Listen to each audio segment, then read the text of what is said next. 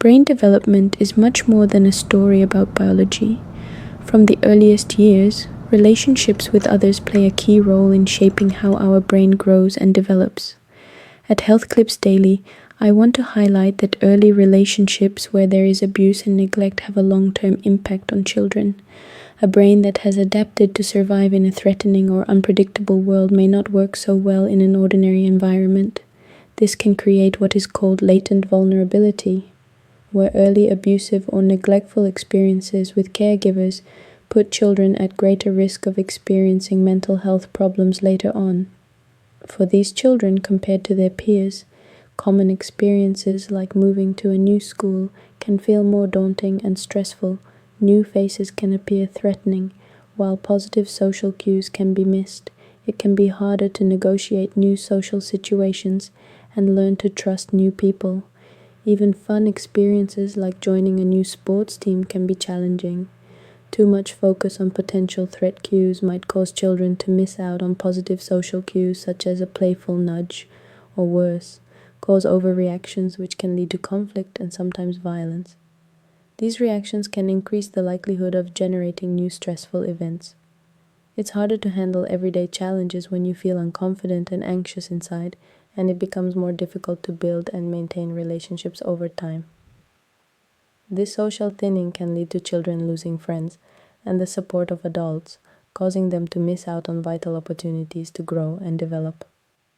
Over time, this increase in stress and social difficulties can raise the risk of future mental health problems. Neuroscience research is beginning to shed new light on how vulnerability unfolds across a child's life.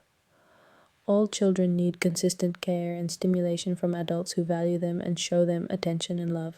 These experiences shape a child's brain development. When children face traumatic experiences like abuse or neglect, their brain adapts to help them cope. We now know that trauma can cause changes in 3 key brain systems: the reward, memory, and threat systems. For example, experiences of domestic violence or physical abuse can lead to hyper-vigilance, where the brain reacts more intensely to threat. This pattern might help a child stay safe in an adverse environment, but can cause problems in more normal everyday situations. Hypervigilance should be understood as an adaptive pattern of response, not damage.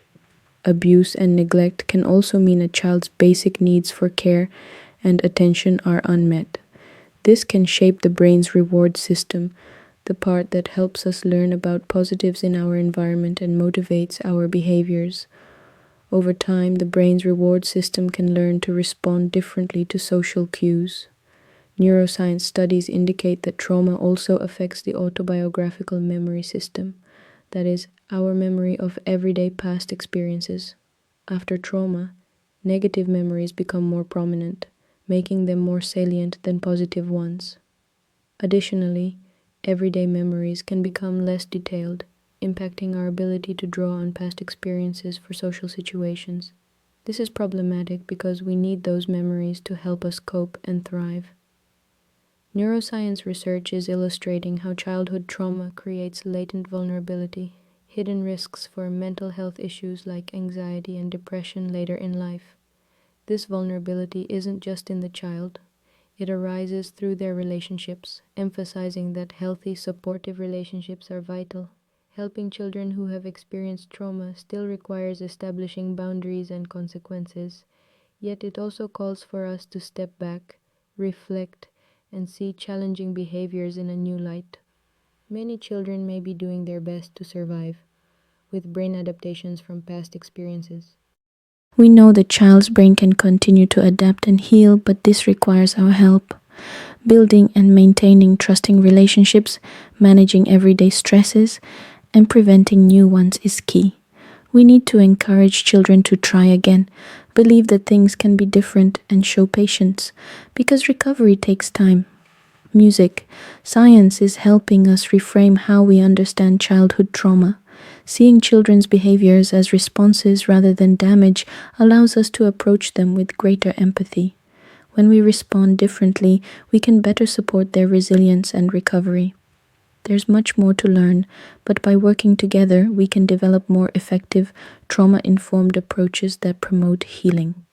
We can help children build trust, create opportunities for their brains to adapt in new, healthy ways, and foster better mental health over the long term. At the end of the day, understanding that childhood trauma can shape our brain systems reminds us of the importance of compassion and patience as we help children grow healthier brains and brighter futures.